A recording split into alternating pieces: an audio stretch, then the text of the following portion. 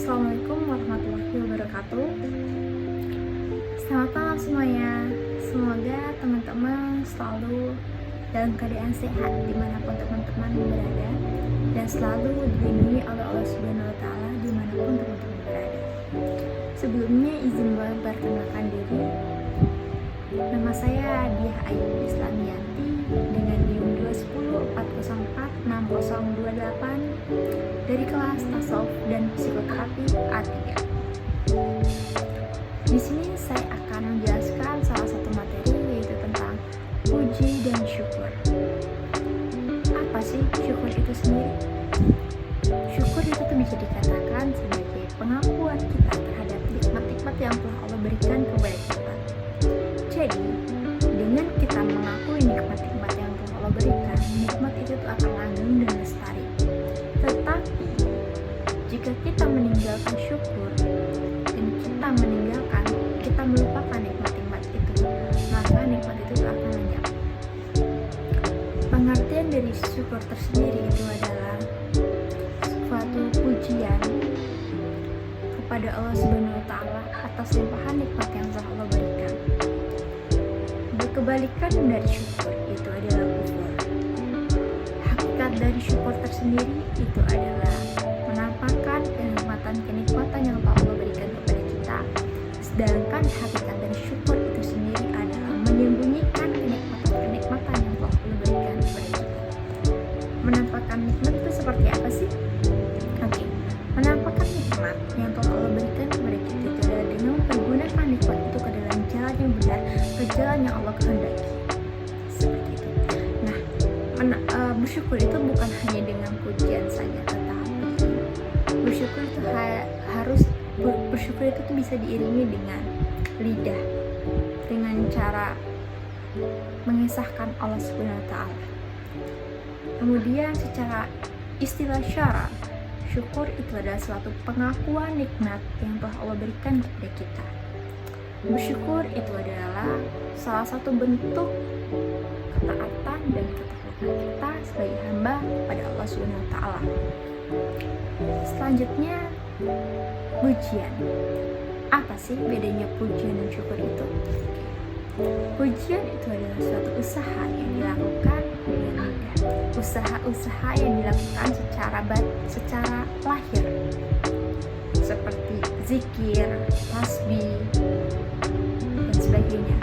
Sedangkan syukur itu adalah suatu kesabaran atau tahwi, di mana usaha-usaha yang kita lakukan itu tuh adalah usaha batin. Seperti itu. Kemudian menurut kitab Minhajul Abidin, pada kitab ini menekankan bahwa syukur itu adalah rasa pengagungan kita terhadap Allah Subhanahu wa Ta'ala atas limpahan nikmat yang telah Allah berikan kepada kita. Karena sebaik-baiknya manusia itu adalah dia yang mempergunakan nikmat itu ke jalan yang benar, dan sekurang-kurangnya nikmat yang Allah berikan itu tidak boleh dipergunakan ke arah kemaksiatan. Karena seburuk-buruknya manusia itu adalah dia yang menyalahgunakan nikmat itu, yang mempergunakan nikmat itu ke dalam kemaksiatan. Nah, kemudian kapan sih kita harus bersyukur? Dan kapan waktu kita untuk bersyukur itu? Kita bersyukur itu ketika kita mendapatkan nikmatan dari Allah Subhanahu wa Ta'ala.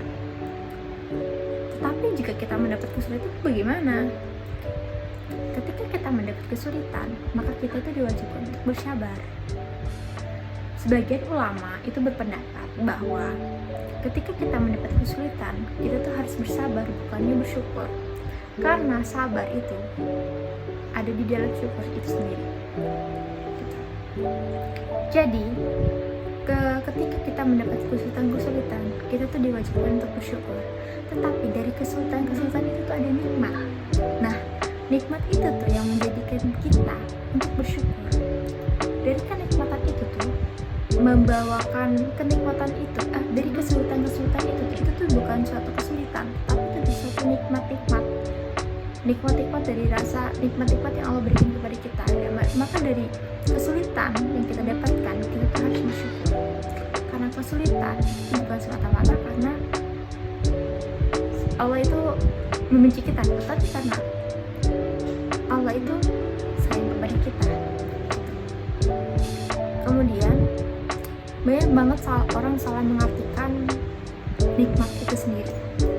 Orang mengatakan bahwa nikmat itu adalah suatu kekayaan, kekuasaan, seperti jabatan yang tinggi gitu kan, harta mewah, duniawi, pokoknya yang bersifat duniawi. Mereka itu salah, mereka itu tidak bisa mengartikan nilai nikmat itu sendiri. Jadi mereka itu adalah orang-orang yang rendah. Seperti salah satu hadis yang akan saya bacakan, yaitu Bismillahirrahmanirrahim. An Ibnu Abbas qala Rasulullah sallallahu alaihi wasallam makhada bihi aksar al-nasi as-sawahatu wa waqat al-farudi. Yang artinya dari Ibnu Abbas, dia berkata bahwa Rasulullah SAW bersabda, dua kenikmatan manusia yang membuat manusia itu terlena adalah kenikmatan kesehatan dan luang dan waktu. Oke, dari kenikmatan itu kita mendapatkan suatu terdapat 3 kenikmatan, yaitu ada kenikmatan lisan, kenikmatan batin, kenikmatan semua anggota tubuh, dan kenikmatan secara hati. Kenikmatan hati adalah meyakini kemudian kenikmatan anggota tubuh dengan melaksanakan semua perintah-perintahnya dan menjauhi larangan-larangannya, dan kenikmatan lisan itu ada dengan pujian-pujian kepada Allah SWT. Oke, sekian video yang bisa saya sampaikan, sekian materi yang bisa saya sampaikan kepada teman-teman. Kurang lebihnya mohon maaf bila apabila ada keliruan atau salah kata.